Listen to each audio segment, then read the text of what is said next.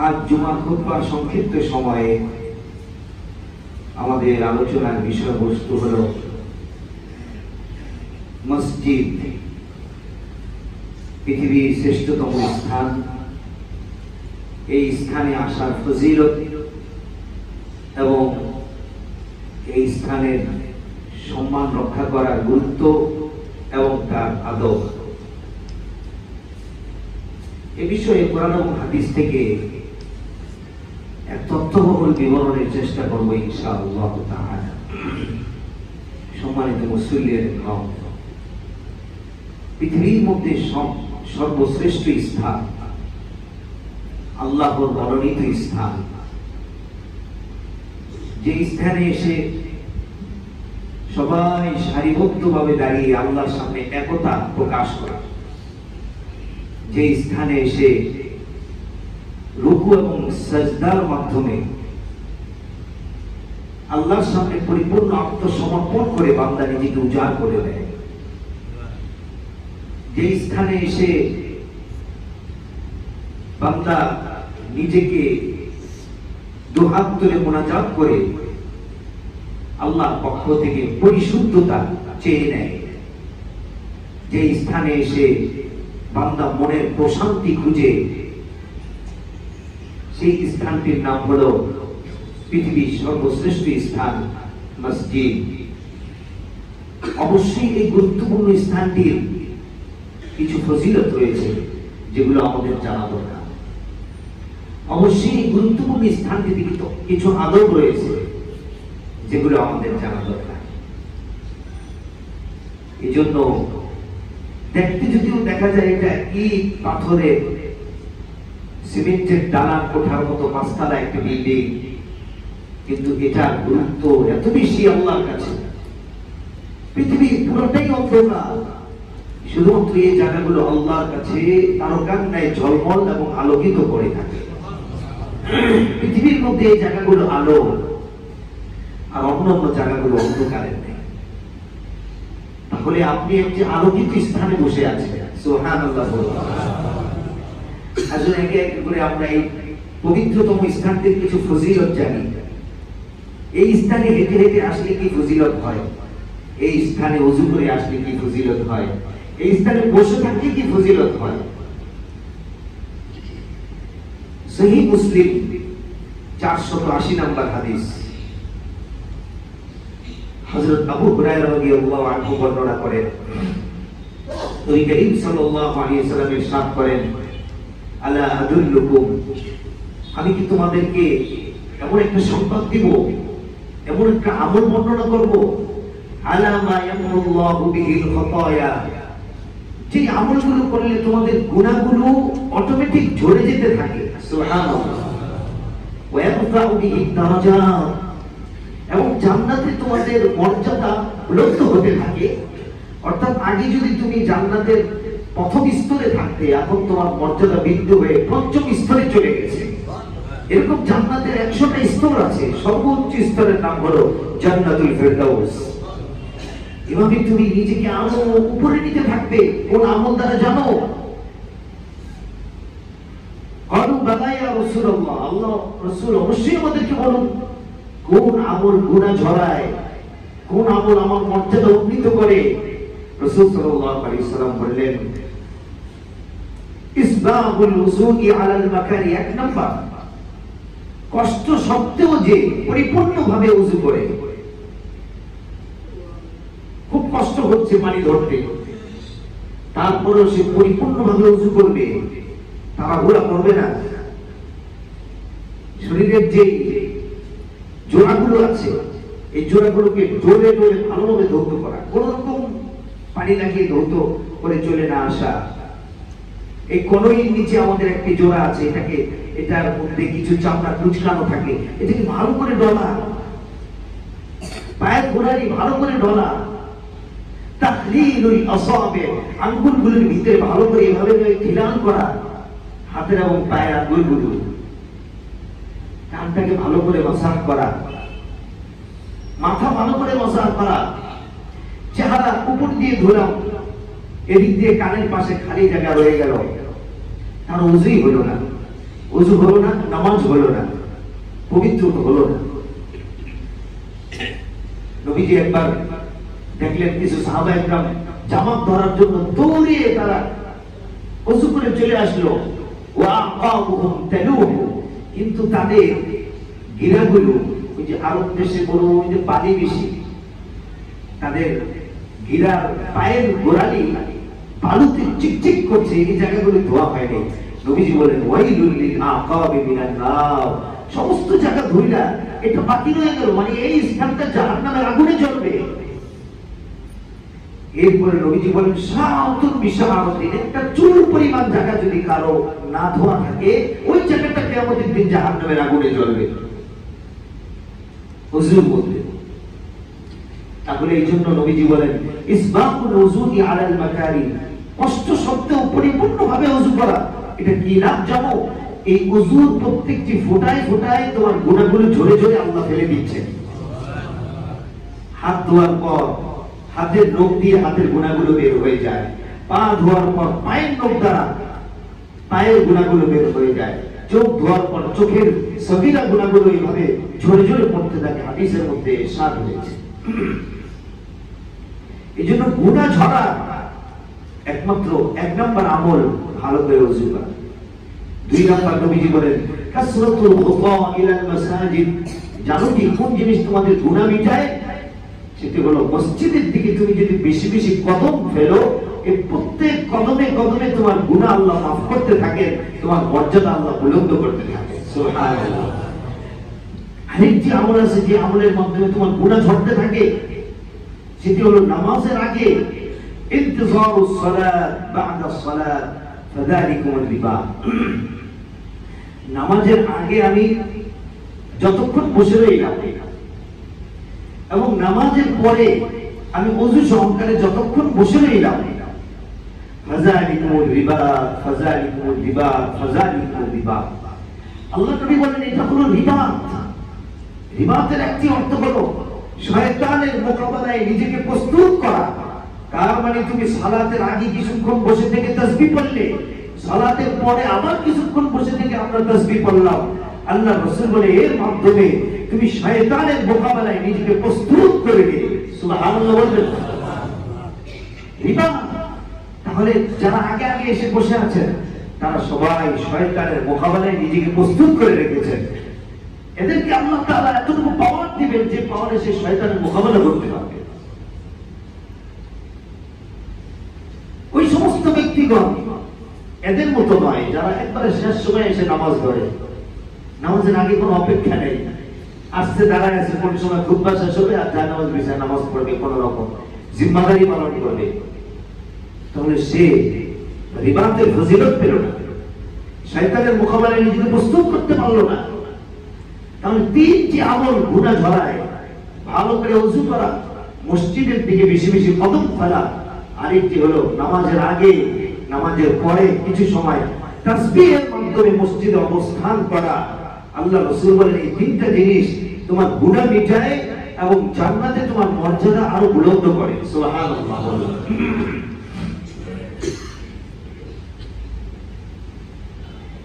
আরেক হাদিসের মধ্যে নবীজি ইরশাদ করেন মান তাওয়াক্কা লিস সালাত, যে ব্যক্তি সালাতের জন্য ওযু করলো, ফাসবাকাল ওযু, অবশ্যই পরিপূর্ণভাবে ওযু করলো, সুম্মা মাশা ইলা সালাত, বাসাতে ওযু করে এরপরে হেঁটে হেঁটে মসজিদে আসলো, বাসাতে ওযু করে হেঁটে হেঁটে মসজিদে আসলো। হাদিসের ভাষ্যে এরকম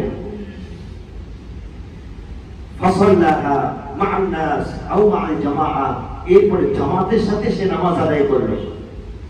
তিনটি কাজ: বাসায় ওযু করা, হেঁটে হেঁটে মসজিদে আসা, জামাতের সাথে নামাজ আদায় করা। মুসলিম শরীফের 442 নম্বর হাদিস, আল্লাহর নবীজি বলেন এই তিন আমল করার দ্বারা গফারাল্লাহু লাহু, আল্লাহ তাআলা তার সমস্ত সগীরা গুনাহগুলো মাফ করে দেন। সমস্ত রইল কাবীরা গুনাহ, এটা তওবার মাধ্যমে আল্লাহ মাফ করে দিবেন। বান্দা পরিপূর্ণ নিষ্পাপ হয়ে যায় পাঁচ ওয়াক্ত সালাতের মাধ্যমে। দুই নম্বর মসজিদে আসার ফজিলত, হজের সমপরিমাণ সওয়াব আল্লাহ তাআলা দান করেন। হাদিসে মধ্যে আসছে মান খারাজা মিন বাইতিহি মুতাফাক্কিরান, একাধিক মানে বর্ণনাগুলো আসতেছে, যে ব্যক্তি তার ঘর থেকে পবিত্র হয়ে বের হলো, একান্ত প্রয়োজন না হলে মসজিদে এসে ওযু না করা, হঠাৎ করে আমার যাতায়াতের পথে ওযুর প্রয়োজন হয়ে গেল, মসজিদে নামাজ পড়তে হবে, তাদের জন্য।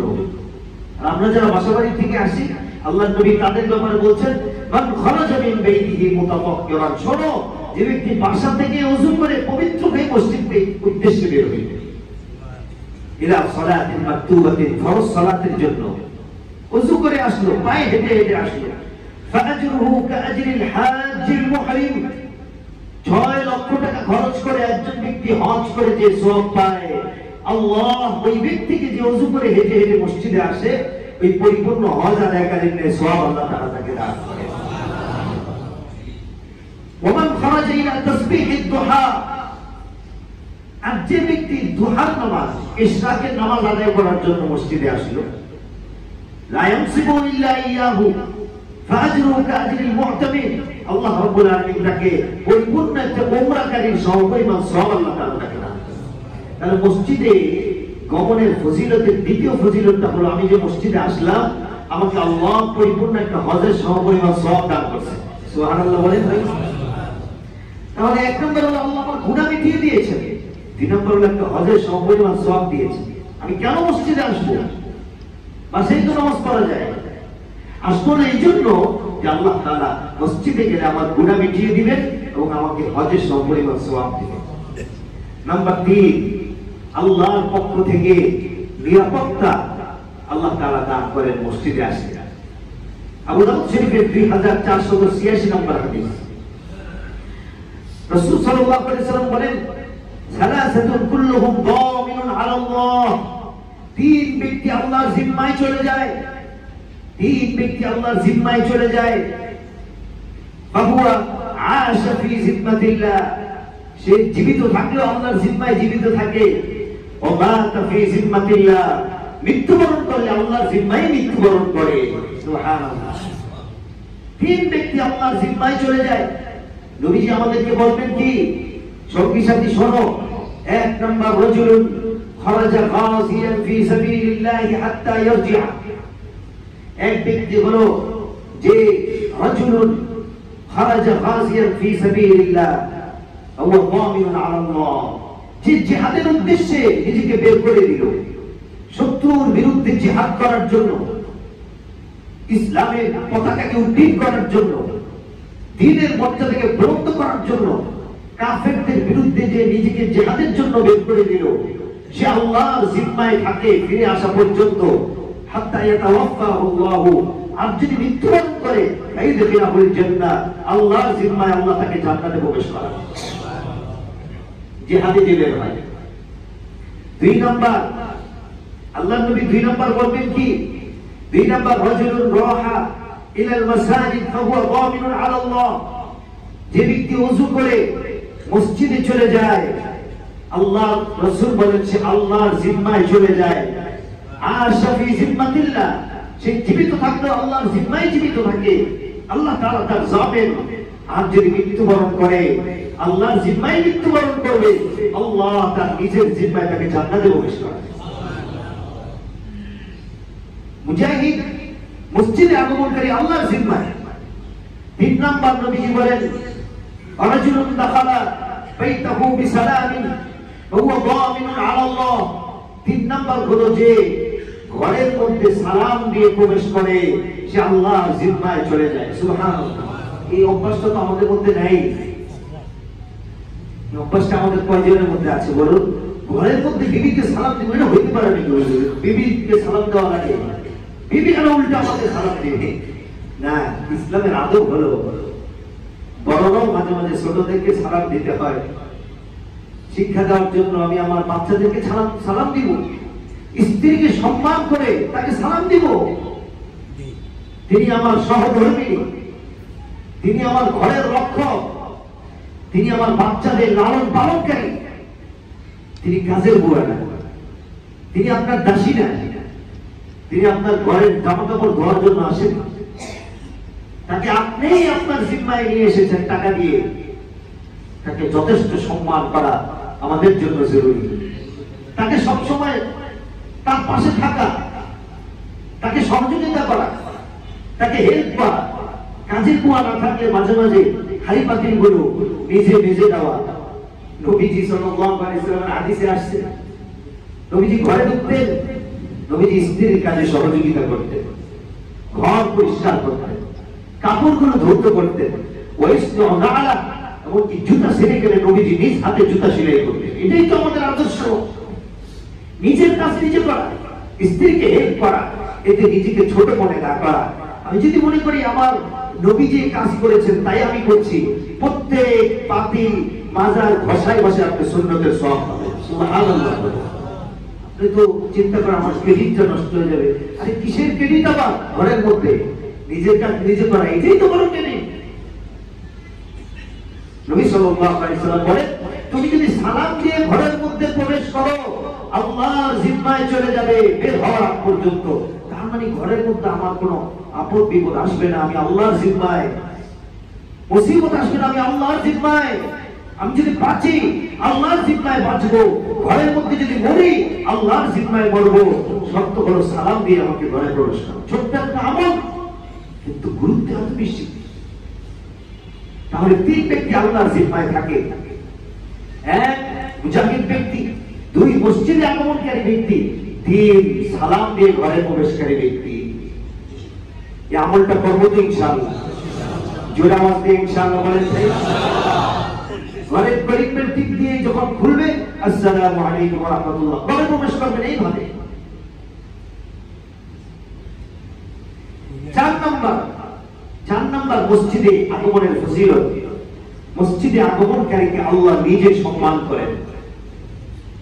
আবু দাউদ শরীফের হাদিসে আসছে, সালমান রাদিয়াল্লাহু আনহু বর্ণনা করেন, মান তাওয়াজ্জা ফি বাইতিহি, যে ব্যক্তি ঘরের থেকে ওযু করলো, ফাআসাল ওযু সুম্মা আতা ইলাল মসজিদ, মসজিদে আসলো, ফাহুয়া যাবিরুল্লাহ, সে আল্লাহর মেহমান হয়ে মসজিদে আসে। সুবহানাল্লাহ। ফাহাক্কুন আলাল মুযাব্বির আন ইয়াকুনা যাবির, আর মেজবানের জন্য উচিত হলো মেহমানকে সম্মান করা। আল্লাহ তাআলা তার ফেরেশতাদেরকে বলে, এরা আমার মেহমান, এদেরকে আমি সম্মান করি, তোমরাও তাকে সম্মান করো। সুবহানাল্লাহ। তাহলে মসজিদে যে আসে সে আল্লাহর মেহমান। আমি আর আপনি আল্লাহর মেহমান। আমি আর আপনি কেন, প্রশ্ন হলো কেন মসজিদে আসবো? আমি আর আপনি আল্লাহর মেহমান হওয়ার জন্য মসজিদে আসবো। আমি আর আপনি আল্লাহর নিরাপত্তা পাওয়ার জন্য মসজিদে আসবো। আমি আর আপনি হজ ও সওয়াব পাওয়ার জন্য মসজিদে আসবো। সুবহানাল্লাহ বলেন। পাঁচ নাম্বার, যে মসজিদে আসে জিহাদে অংশগ্রহণকারী সমপরিমাণ সওয়াব পায়। সুবহানাল্লাহ। আর আবি হুরায়রা রাদিয়াল্লাহু আনহু قال من جاء مسجدي هذا, যে ব্যক্তি আমার মসজিদে আসলো, লাম ইয়াতিহি ইল্লা লিখাইরিন ইয়াতাআল্লামুহু আও ইউআল্লিমুহু, কিছু শিখার জন্য মসজিদে আসবে।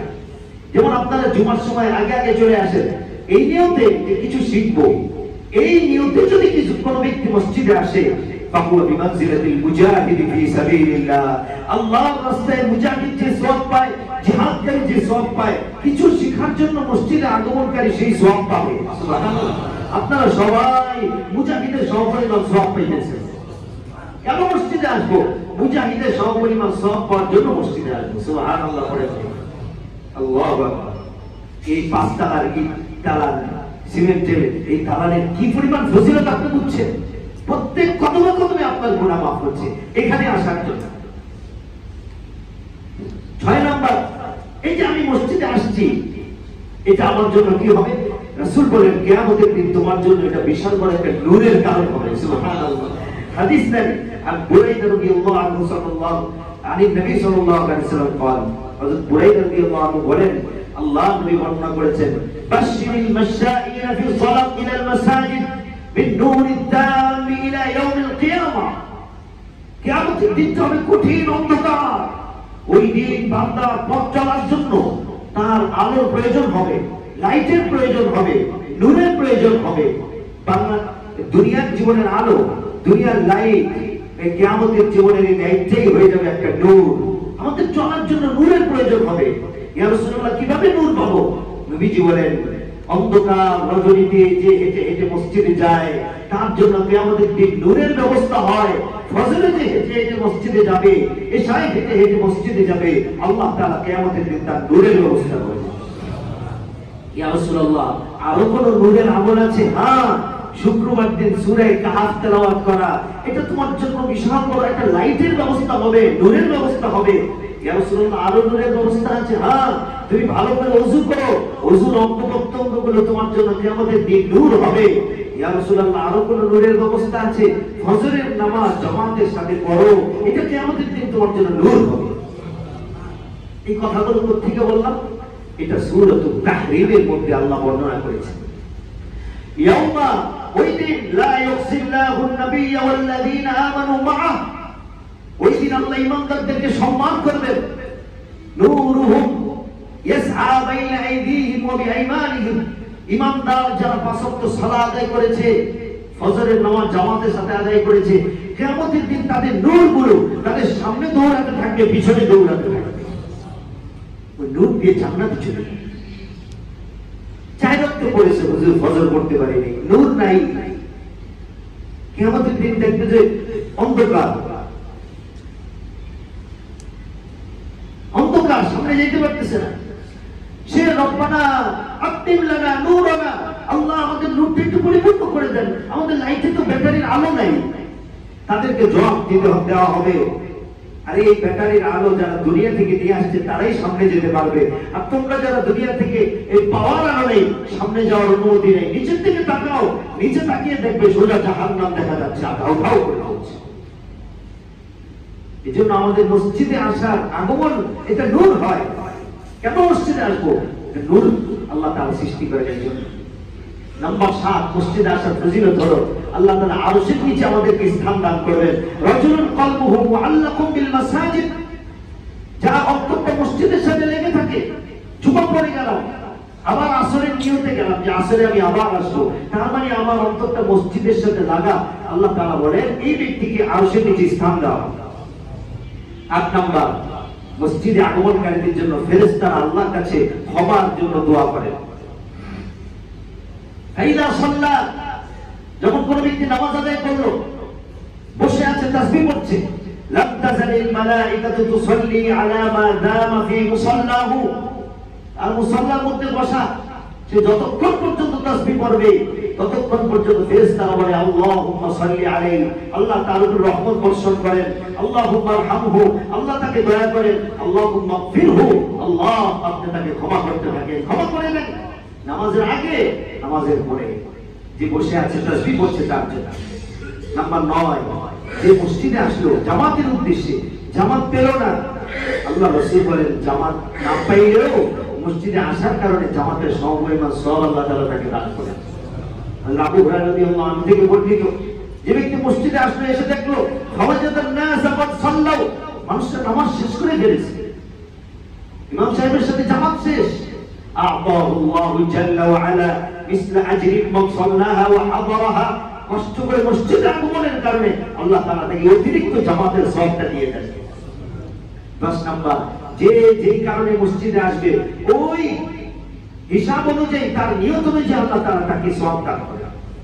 মান আতাল মসজিদা লিশাইইন ফাহুয়া হাজ্জু, যে যে কারণে মসজিদে আসবে ওই নিয়ত অনুযায়ী আল্লাহ তাআলা তাকে সওয়াব দান করেন। কেউ আসলো আমি মসজিদে নামাজটা পড়ে আল্লাহ তাআলাকে রাজি খুশি করে আসি, সে ওই পরিমাণ সওয়াব পাবে। কেউ আসলো যাই একটু সবার সাথে দেখা সাক্ষাৎ করে আসি, তাহলে সে সাক্ষাতের সওয়াব পাবে, নামাজের সওয়াব নেই। কেউ আসলো ভালো লাগতেছে না, যাই একটু এসির বাতাস খেয়ে আসি, এসির বাতাসের সওয়াব। যে যে কারণে মসজিদে আসবে ওই হিসাব অনুযায়ী তার সওয়াব রাখা হবে। মান আতাল মসজিদা লিশাইইন, যে যে কারণে আসবে। নাম্বার 11, যে ব্যক্তি মসজিদে আসে আল্লাহ রাসূল বলেন তার জন্য ফেরেশতারা সওয়াব লিখতে লিখতে লিখতে লিখতে প্রতিযোগিতা শুরু করে দেয়। সুবহানাল্লাহ। ইয়া মুহাম্মদ, জিবরাইল আমিন এসে বললেন ইয়া রাসূলুল্লাহ, জানেন কি হাল তাদরি ফিমা ইয়াকতাসিমুল মালাউল আলা, প্রথম আসমানে ফেরেশতারা সওয়াব লেখার জন্য প্রতিযোগিতা করতেছে, কাদের জন্য? আল্লাহ রাসূল বলে কাদের জন্য বলো? তো জিবরাইল আমিন বলেন আল মুকসু ফিল মসজিদ বা'দা সালাওয়াত, নামাজের পরে কিছু সময় বসে বসে যারা তাসবিহগুলো পাঠ করতেছে তাদের জন্য প্রথম আসমানে ফেরেশতারা সওয়াব লিখতে প্রতিযোগিতা আরম্ভ করেছে। সুবহানাল্লাহ। 2 নাম্বার, ওয়াল মাশু আলা আকদামিল জামাআত, জামাতের দিকে যারা প্রত্যেকদিন ছুটে যায় তাদের সওয়াবগুলো ইসবাগুল উজুই আলাল মাকারি, পরিপূর্ণভাবে ওযু যারা করে তাদের ব্যাপারে ফেরেশতারা সওয়াব লিখতে প্রতিযোগিতা। এই হলো 11 ফজিলত।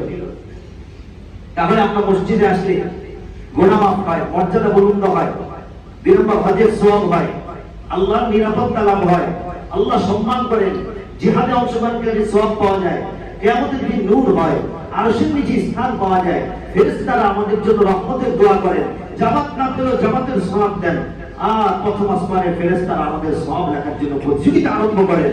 এই ফজিলতগুলো ওই ব্যক্তি পাবে না যে ঘরের মধ্যে একা একা নামাজ আদায় করবে, মসজিদের পাশে মসজিদে আসে না, জামাতে আসে না, এই সবগুলো সে পাবে না। তার 1 রাকাতে 1 সওয়াব, আর মসজিদে আসলে 1 রাকাতে 27 গুণ বেশি সওয়াব। ঘোষণা করা হলো তুমি যদি এই কল্যাণপুর শাহী মসজিদের সামনে আসো 100 টাকা দেওয়া হবে, গার্লস স্কুলের মাঠে গেলে 1000 টাকা দেওয়া হবে। কেউ কি আর এখানে থাকবে? সব দৌড় দিবি গার্লস স্কুলের মাঠে, 1000 টাকা আর কই 100 টাকা। ঠিক তেমনি ভাবে আপনি দুনিয়া বুঝলেন, আখিরাত বুঝলেন না। বাসায় পড়লে 100, মসজিদে আসলে 27 গুণ বেশি, 25 গুণ বেশি। কেন আপনি বাসায় পড়বেন? অবশ্যই আমাদেরকে মসজিদে আগমন করতে হবে। মহতারাম উপস্থিতি, এগুলো ছিল মসজিদের আগমনের ফজিলত। কেন মসজিদে আসবো? এই এখন দ্বিতীয় পর্যায়ে আপনাদের সামনে বর্ণনা করব এই আল্লাহ সম্মানিত স্থানে কিছু আদব আছে, আমাদেরকে এগুলো রক্ষা করতে হবে। নাম্বার 1, যখন আমি মসজিদে আসবো নিয়তকে বিশুদ্ধ করা। আমি একমাত্র আল্লাহর সন্তুষ্টির জন্যই, আল্লাহ ইবাদতের জন্যই মসজিদে আসছি, অন্য কোনো কারণে নয়। নিয়ত বিশুদ্ধ করা। 2 নাম্বার, ওযু করে বের হওয়া। মান খারাজা মিন বাইতিহি মুতাতাহহিরান, এই ওযু করে বের হলো তার জন্য হজ উমরার সওয়াব, তাহলে ওযু করে আসবো। নাম্বার 3, দুর্গন্ধযুক্ত খাবার খেয়ে নবীজি আসতে নিষেধ করেছেন। হাদিসের মধ্যে বলেন, মান আকালা সাওবান আও বাসফালান ফালইয়াতাজিলনা, আদা খায়, রসুন খায়, সেজন্য আমাদের মসজিদেই না আসে। দুর্গন্ধ তার মুখ থেকে বের হবে, অন্য মুসল্লি কষ্ট পাবে, ফেরেশতারা কষ্ট পাবে, সেজন্য মসজিদে না আসে যতক্ষণ পর্যন্ত মুখ পরিষ্কার না করে। তাহলে মিসওয়াক এর ফজিলত কত বেশি।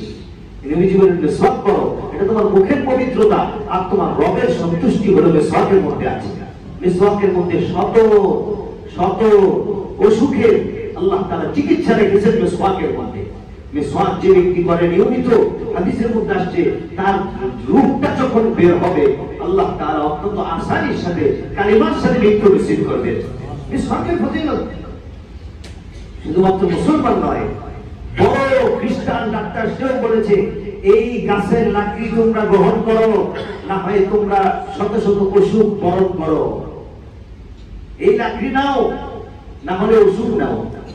তাহলে এটা অত্যন্ত ফজিলতের জিনিস। নবীজি ঘরের মধ্যে প্রথম ঢুকেই মিসওয়াক করতেন। মৃত্যুর আগে যে আমলটা করে মৃত্যুবরণ করেছেন, সেই আমলটা হলো মিসওয়াক।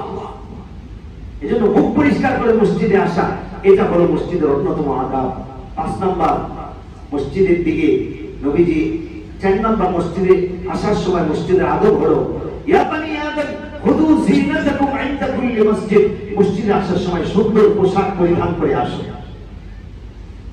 অফিস আদালতে যাওয়ার সময় খুব সুন্দর পোশাক পরিধান করে বসের সামনে দাঁড়াতে হবে। আর মসজিদে আসার সময় সিরা একটা গেঞ্জি করে মসজিদে চলে আসে, যেটা হাতা নাই, কিছু নেই।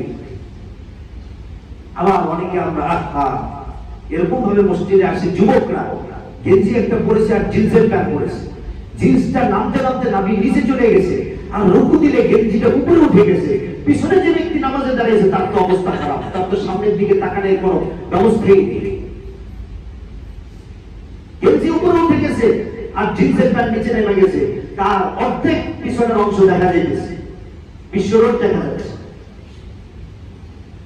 হাই হাই, তার নামাজের কি অবস্থা? তো এই জন্য ইসলামের শিক্ষা হলো মসজিদে আসার জন্য উত্তম পোশাক পরো, নির্ধারিত পোশাক থাকবে। কেননা তুমি মহান আল্লাহর সামনে দাঁড়াচ্ছ, যিনি পৃথিবীর সমস্ত মানুষের সমস্ত কিছুর চাইতে বড় মহান রব, তার সামনে দাঁড়াচ্ছে, সুন্দর পরিপাটি হয়ে দাঁড়াবে।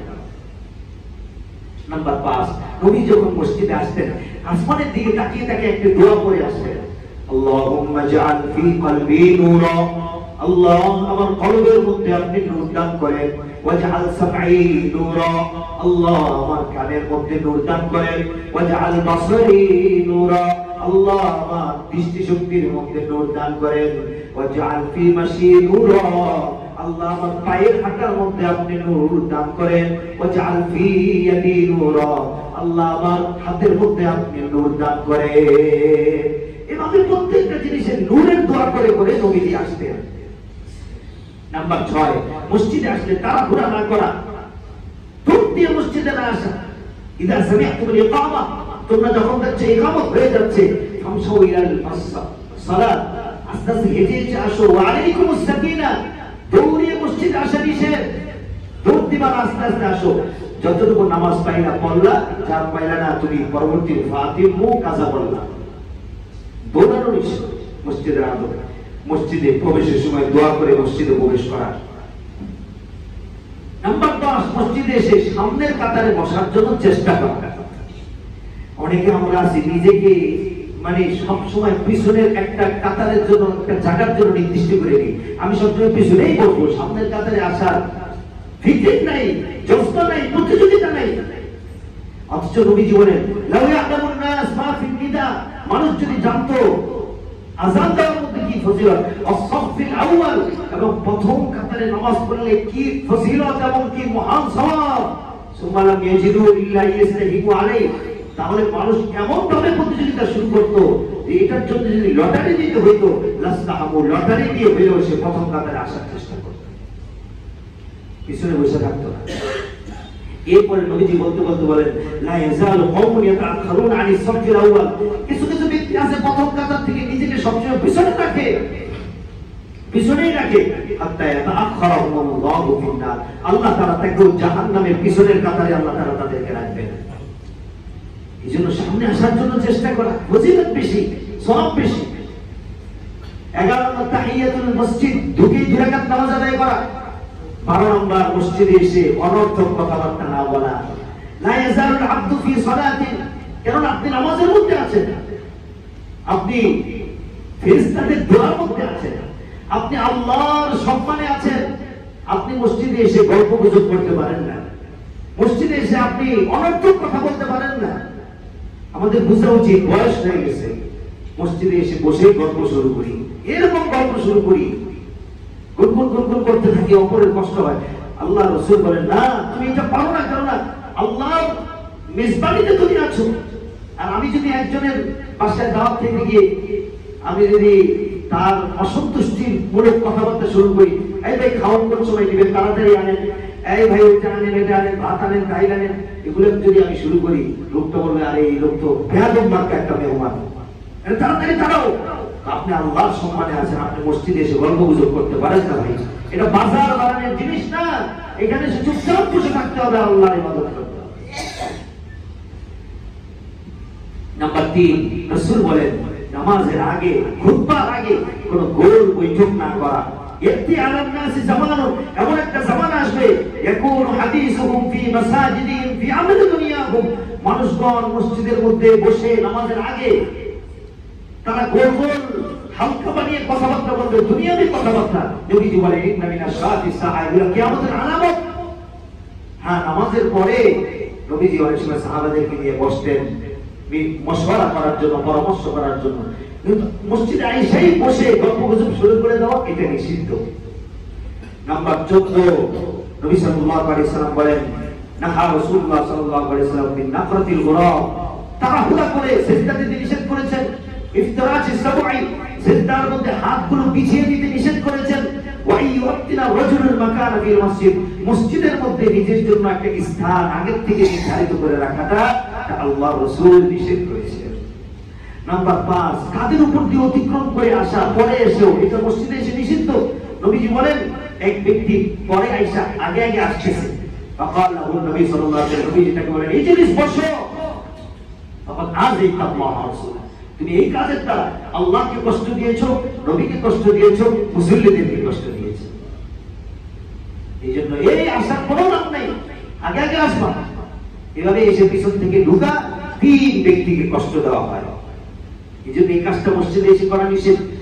উচ্চ স্বরে কথা না বলা, এক ব্যক্তি মসজিদে এসে জোরে জোরে কথা বলতেছে, হযরত ওমর বলেন, রাসূলুল্লাহ আমাকে অনুমতি দেন, লাউ কুনতুম মিন আহলিল বালাদ, তারা যদি মদিনাবাসী হয় তাহলে নাও জানতো আমি তাদেরকে পিটাই, কেননা তারা মসজিদের সম্মান নষ্ট করতেছে। আমাদের বিষয়টা কতটুকু গুরুত্বপূর্ণ, কতটুকু গুরুত্বপূর্ণ। নবীজির কাছে হযরত ওমর এই অনুমতি চাইতে তাদেরকে শাস্তি দিই, আমাদের স্টপ হয়ে যেতে হবে, কারণ এটা আল্লাহর ঘর ভাই।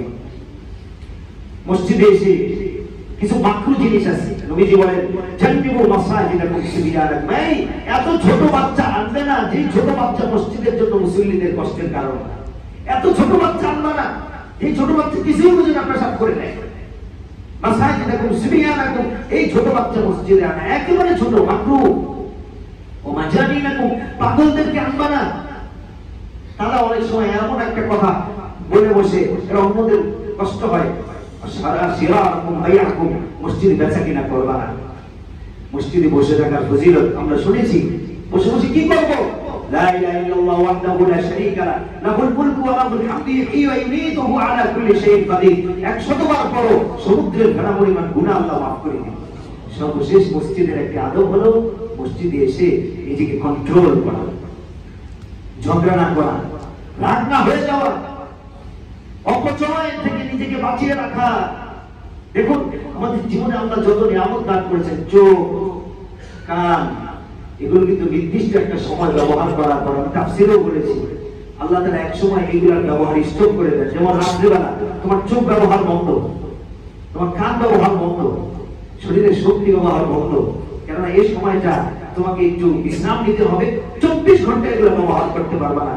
আমাদেরকে আল্লাহ তাআলা বিদ্যুতের নিয়ামত দিয়েছেন, সবসময় ব্যবহার করার জন্য না, কিছু কিছু সময় এগুলোকে অফ করে একটু শুকরিয়া আদায় করা আল্লাহর কাছে। হ্যাঁ, নিজের একটু প্রশান্তির জন্য এসিও চলতেছে, ফ্যানও চালিয়ে দিলাম, একটু আরামের জন্য বসলাম, অপচয় করে ফেললাম, প্রয়োজন নেই। মসজিদে এসে ওযু করতেছি, মাথা মাসে করতেছি, পানি গড়গড় গড়গড় করে পড়তেছে, এক বালতি সম পরিমাণ পানি অপচয় করলাম। আমাদের সালাফগণ, আমাদের বড়গণ বলে, আল্লাহর নিয়ামত সমূহের মধ্য থেকে কোন যে নিয়ামতকে সে দুনিয়ায় অধারা ভাবে খরচ করে অপচয় করবে, মৃত্যুর আগে ওই জিনিসের কষ্ট পেয়ে সে মৃত্যুবরণ করবে। আপনি বলতে পারেন মসজিদে আমি টাকা দিই না, হুজুর 10 টাকা করে প্রত্যেক সপ্তাহে দিই, আমি কেন পানি অঢালা ভাবে খরচ করবো না? খরচ করতে পারেন, কিন্তু মৃত্যুর আগে এমন হবে এক ঢোক পানির জন্য আপনি কাতরাচ্ছেন, ডাক্তার বলতেছে না তাকে পানি দেওয়া যাবে না। বিদ্যুতের কষ্ট পেয়ে মৃত্যুবরণ করতে হবে, পানির কষ্ট পেয়ে মৃত্যুবরণ করতে হবে, গ্যাসের কষ্ট পেয়ে, আগুনের কষ্ট পেয়ে, কারণ এগুলো আমি অঢালাভাবে খরচ করেছি। খাবারের কষ্ট পেয়ে মৃত্যুবরণ করতে হবে। আবু বকর সিদ্দিক রাদিয়াল্লাহু তাআলা খাবার খেয়ে যেটা বাকি থাকতেন, অন্যদেরকে বলতেন নষ্ট করো না, মানুষদেরকে দিয়ে দাও, মানুষ না পাইলে পশুদেরকে দাও, তারপর খাবার নষ্ট করতে পারবে না।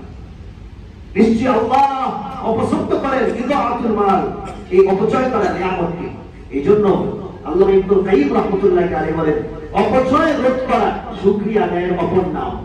আমি এক রুমে আছি, আরেক রুমে আমরা সবাই যাব, এই ফ্যানের এই রুমের লাইট ফ্যান বন্ধ করে গেলাম, তার মানে আমি কারেন্টের শুকরিয়া আমি আদায় করলাম। সুবহানাল্লাহ বলেন। মসজিদে আসলাম, পানি আমি একটু রোধ করে পরিমিতভাবে খরচ করলাম, তার মানে পানির শুকরিয়া আমি আল্লাহর কাছে আদায় করলাম। আর যে শুকরিয়া আদায় করে আল্লাহ তাআলা তাকে ওই নিয়ামত বাড়িয়ে দেন। সুবহানাল্লাহ। এজন্য মসজিদে এসে অপচয় না করা, বিদ্যুতের অপচয়, পানির অপচয়, এগুলা না করা, এটা আমাদের সকলের দায়িত্ব। এটা মসজিদের একটি আদব। আমাদের সকলেই এই বিষয়গুলো আমাদের খেয়াল করতে হবে। আমরা সকলেই খাবার দাবার, আল্লাহর যাবতীয় নিয়ামতের অপচয় হতে সবাই যদি আমরা সচেষ্ট হই, আল্লাহ তাআলা তাকে পছন্দ করেন। আর অপচয়কারীকে আল্লাহ তাআলা বলেছেন শয়তানের ভাই। এক মুহাদ্দিস তার তাফসীরে লিখেছেন, মুফাসসির, ভাই বলল কেন? মামাও তো বলতে পারতো, খালুও তো বলতে পারতো, মানে না, ভাই ভাইয়ের সাথে থাকে, অর্থাৎ অপচয়কারী কিয়ামতের দিন শয়তানের সাথেই জাহান্নামে থাকবে। নাউজুবিল্লাহ।